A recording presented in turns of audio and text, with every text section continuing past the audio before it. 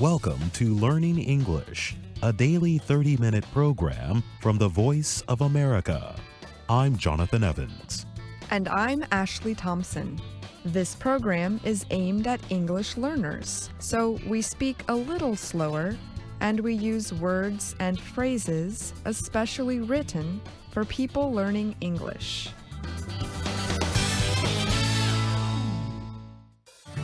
Today on the program, you will hear from Anna Mateo and George Groh. Later, Steve Ember will present our American history series, The Making of a Nation. But first, astronauts traveling in space meet forms of radiation that are uncommon on Earth. Some of this radiation has been shown to be harmful to human health. It is linked to cancers and heart problems. Yet, a new American study suggests the radiation does not shorten astronauts' lives. Researchers studied nearly 60 years of health records and other data about male astronauts from the United States. They then compared this data to information about a group of men who are in good health, richer than most Americans, and receive good health care: professional athletes. The study found that neither group had higher rates of dying at a young age. In fact, both groups generally live longer than other Americans. Astronauts are usually well-educated, earn more money, and are in better physical condition than the average American. Some earlier research has linked being an astronaut to a lower risk of early death, the researchers noted. The findings were reported in the publication Occupational and Environmental Medicine. Much of the existing research on mortality rates in astronauts has not yet explored the mental and physical demands of the job.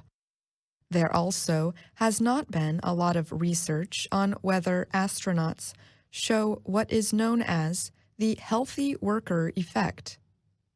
This effect leads people with employment of any kind to have fewer medical problems than individuals who are unable to work, said Robert Reynolds.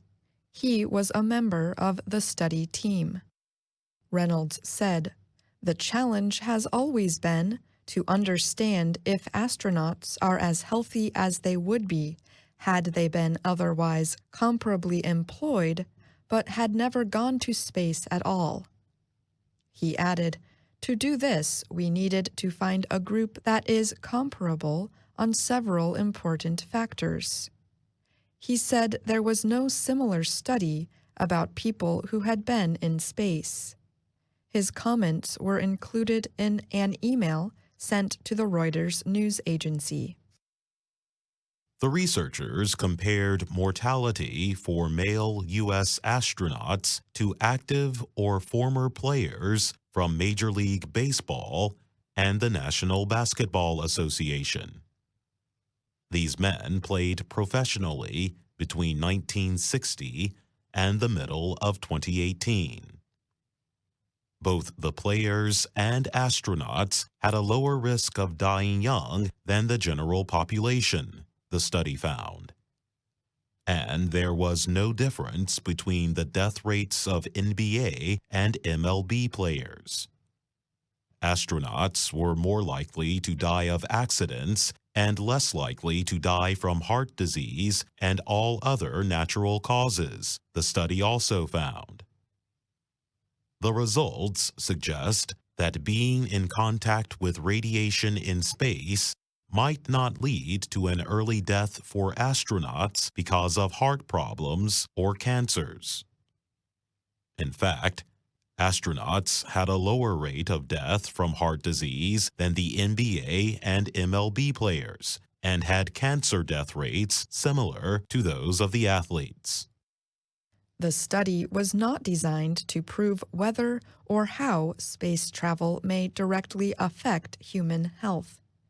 It also did not examine mortality rates among female astronauts or athletes. Radiation exposure may also have been much lower during early flights to the moon, said researcher Francis Cucinotta. Astronauts usually never smoke, leading to a lower risk of heart disease than the general population, he said. Cucinotta is with the University of Nevada, Las Vegas, and was not involved in the study. Diet and physical exercise also set astronauts and professional athletes apart from the rest of the population, said Michael Delp. He is a researcher with Florida State University in Tallahassee. He said a job requiring physical fitness can add to the healthy worker effect. Even for other people, Delp said, remaining or becoming physically active and maintaining a well-balanced diet greatly improves overall health and well-being and can enhance successful aging.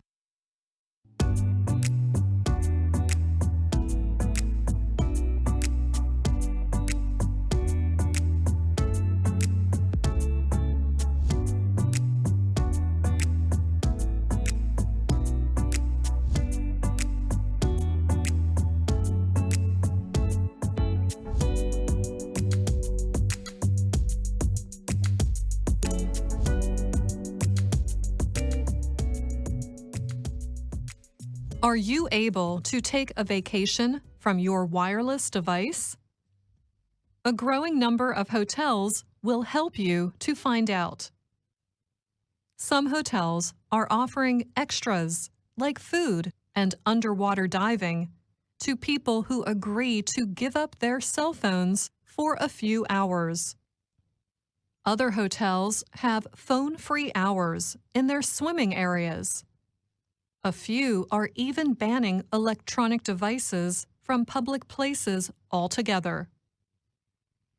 Hotels that limit cell phone use risk losing publicity on social media services such as Instagram or Facebook. But they say their policies reflect their aim of promoting wellness, fun, and recreation. And they hope that hotel guests will enjoy their experience and return for future visits. Everyone wants to be able to disconnect. They just need a little courage, said Lisa Cecchio. She is Chief Marketing Officer at Wyndham Hotels. People's inability to disconnect is an increasingly serious issue. Half of cell phone users spend between 3 and 7 hours a day on their mobile devices. That information comes from a 2017 study by Counterpoint Research, a technology advisory service. A separate study by the nonprofit group Common Sense Media found that 69% of parents and 78% of young people said they use their devices at least hourly. Wyndham Hotel officials said they had to ask for more chairs for all the people who would sit in them and look at their phones. The hotel company found that the average guest was bringing 3 devices and activating them once every 12 minutes, or about 80 times a day. Last October, Wyndham Grand's 5 U.S. vacation resorts began offering rewards to guests who agreed to put away their phones for a few hours. In exchange for leaving the phone in a soft, protected pouch, guests get good seating by swimming pools, free food, and even chances to win return visits. The devices stay with the guests, but only hotel employees can open the secure pouch. The Associated Press reported last week that 250 people have taken part in the program at Wyndham Resort hotels in Florida and Texas. Wyndham Grand Resorts offered to cut the cost of a hotel stay by 5% if guests put their phones in a timed lockbox. The hotels provide treats, bedtime books, and instant cameras for adults and children who are not sure what to do with all their newfound free time. The idea appealed to Matthew Kanata. He heads public relations for the New Britain, Connecticut schools. He worried about the effect of technology on his two young children, and he wants to keep devices out of sight during family meals. Any chance I can get to put the phone away is great. Sometimes people need to be forced to do things to start a thought process and then create a habit, he said. Hotel workers at the Grand Velas Riviera Nayarit in Mexico will remove all electronic devices from your room and replace them with traditional games like chess. Guests at a nearby resort trade in their phones for a bracelet placed around the wrist. The device gives them the right to take part in special activities like diving. They must do at least 4 activities to earn back their phones. A timer in the hotel shows how long each family has remained without their devices. Miraval is a resort in Arizona owned by Hyatt Hotels Corporation. Miraval's goal is to increase mindfulness and create a sense of calm among their guests. Miraval, which will soon open 2 more resorts in Texas and Massachusetts, bans phone use in most public areas. Guests are told to put their phones into soft cotton bags and leave them on small wooden beds in their rooms. Some resorts want a total ban on electronic devices. Wilderness Resorts, an African tour operator, provides no internet service at many of its camps. A 40-room hotel at the Siwa Oasis in Egypt lets guests have phones in their rooms, but there is no internet service or even electricity. However, not all vacationers want to be separated from their devices. Phones can serve as cameras, music players, travel guides, and e-readers. They also might be needed in an emergency. Communications manager David Bruns uses 2 phones.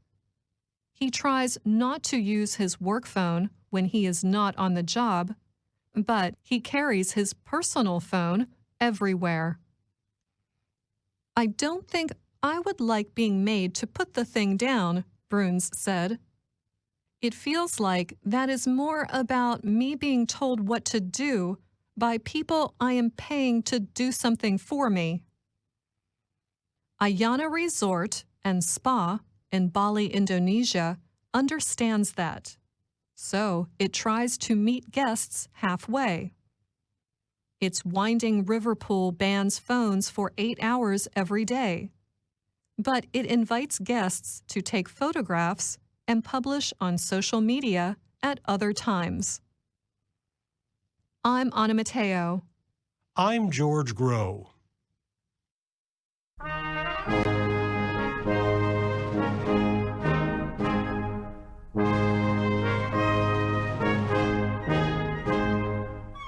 From VOA Learning English, welcome to The Making of a Nation.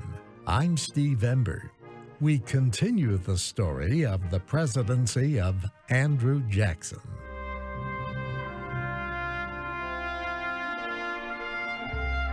Jackson took office in 1829. He was popular with many voters. They saw him as the symbol of the common man. But Jackson's first term seemed to be mostly a political battle with his vice president, John C. Calhoun. As his presidency went on, another struggle began. This time it was Jackson against the Bank of the United States. The first Bank of the United States had closed in 1811. But without a central bank, the country's finances had suffered during the War of 1812. So in 1816, Congress provided money to establish the Second Bank of the United States.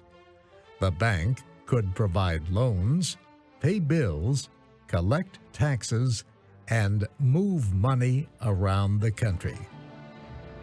Congress gave the bank a charter to do business for 20 years. The government owned 1/5 of the bank. A small group of private citizens owned the rest. Lawmakers gave the bank enormous power.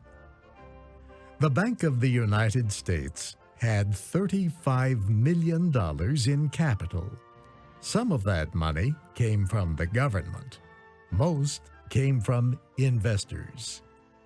Historian Bray Hammond notes that at the time, the Bank of the United States was the richest corporation in the world. The Bank of the United States also printed the country's paper money, and it was the only bank permitted to have offices across the nation. By making it easy or difficult for businesses to borrow money, the bank's owners could control the economy in almost any part of the United States. What this means is that you are granting, and Congress did grant, exclusive privileges to the Bank of the United States, which meant exclusive money-making opportunities to its stockholders. Historian Daniel Feller explains that the Bank of the United States helped the government to do its business effectively and efficiently, but it also helped the people who owned stock in the bank. During Jackson's presidency, a man named Nicholas Biddle led the Bank of the United States. Biddle was an extremely intelligent man.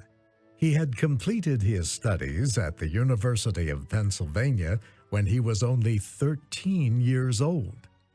When he was 18, he was sent to Paris as secretary to the American minister.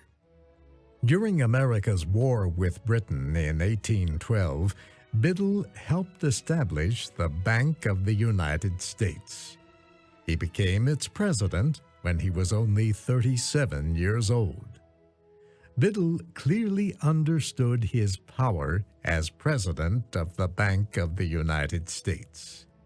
In his mind, the government had no right to interfere in any way with the bank's business. President Jackson did not agree, nor was he very friendly toward the bank. Not many people from Western states were. They did not trust the bank's paper money. They wanted to deal in gold and silver.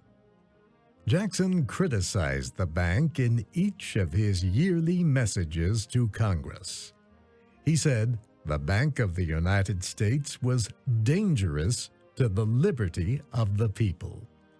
He said the bank could build up or pull down political parties through loans to politicians. Jackson opposed giving the bank a new charter. He proposed that a new bank be formed as part of the Treasury Department. The president urged Congress to consider the future of the bank long before the bank's charter was to end in 1836. Then, if the charter was rejected, the bank could close its business slowly over several years. Changing the banking system slowly, Jackson said, would prevent serious economic problems for the country. But the bank's president wanted to renew the charter early. He made the request in January 1832, 9 months before the next presidential election. Jackson's opponent, Senator Henry Clay of Kentucky, was sure that the issue of the bank could win him some votes. Clay argued his case on the floor of the Senate for 3 days. He strongly urged the Senate to renew the bank's charter. He said the country was in the middle of a revolution, not yet a bloody revolution, but things were happening that pointed to a total change of the pure Republican character of the government.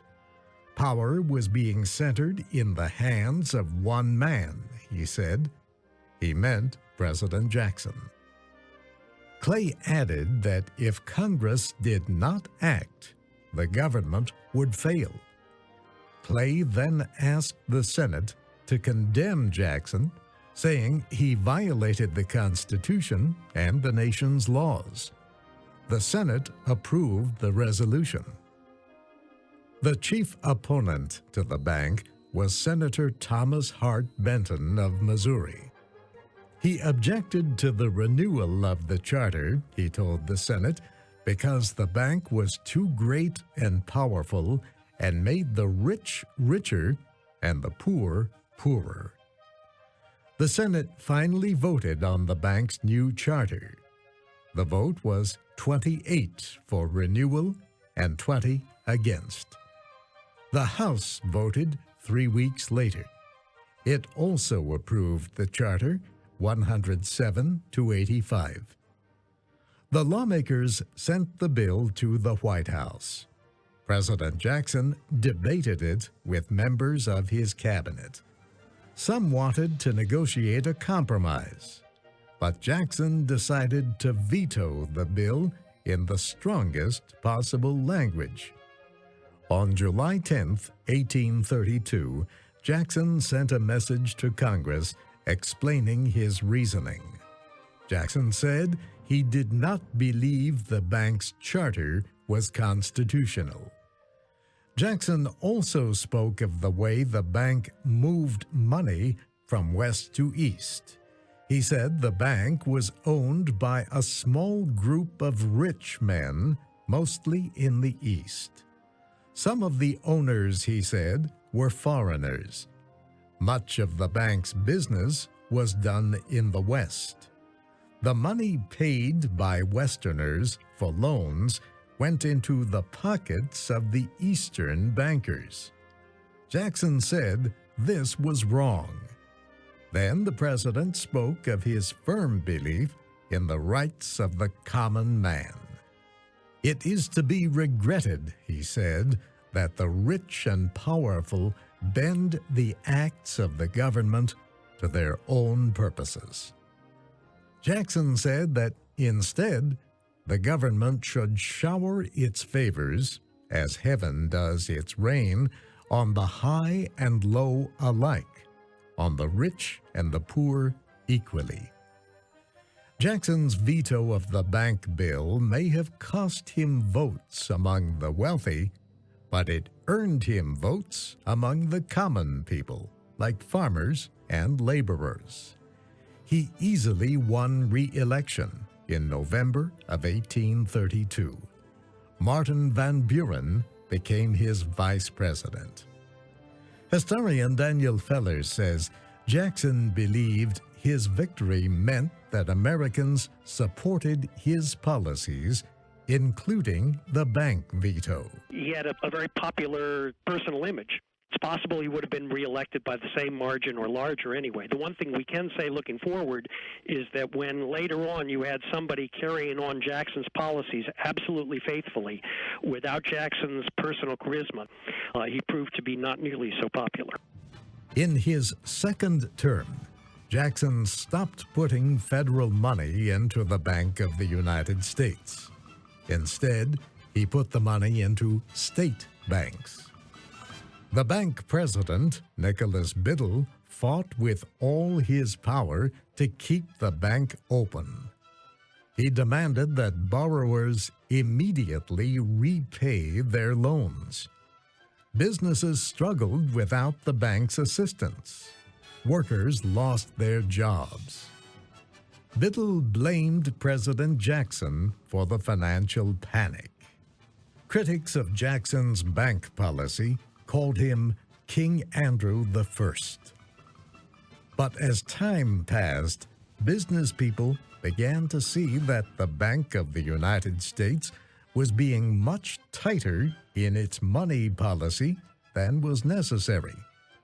They began to feel that it was the bank's president, not Jackson, who was responsible for the serious economic situation in the country. Biddle took no responsibility for the financial crisis. He then made a very bad decision. Biddle asked the governor of Pennsylvania to make a speech supporting the bank. At the same time, Biddle refused to lend the state of Pennsylvania $300,000. The governor was furious. Instead of making a speech supporting the bank, he made one that sharply criticized it. 2 days later, the governor of New York proposed that the state sell $4 or $5 million of stock for loans to help state banks. The New York legislature approved selling even more. Strengthening state banks helped break the power of the Bank of the United States. Nicholas Biddle began to see that the battle was lost. He started making more loans to businesses. The economic panic slowly ended. Jackson's victory over the Bank of the United States was clear. Biddle started to lose the support of many members of Congress. In the House of Representatives, James Polk proposed 4 resolutions about the bank. One said the bank should not get a new charter in 1836. The second resolution said government money should not be deposited in the bank. The third said the government should continue to put its money in state banks. And the fourth proposed an investigation of the bank and the reasons for the economic panic in the country. All 4 of these anti-bank resolutions were approved. One of Biddle's aides described the feelings of bank officials. This day, he said, should be ripped from the history of the Republic. He said the President of the United States had seized the public treasury, and the representatives of the people had approved it. Jackson won what he himself considered a glorious triumph. I'm Steve Ember, inviting you to join us next time for The Making of a Nation, American History from VOA Learning English.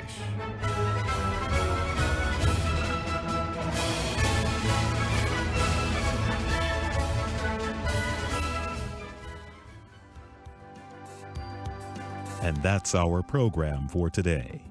Listen again tomorrow to learn English through stories from around the world. I'm Jonathan Evans. And I'm Ashley Thompson.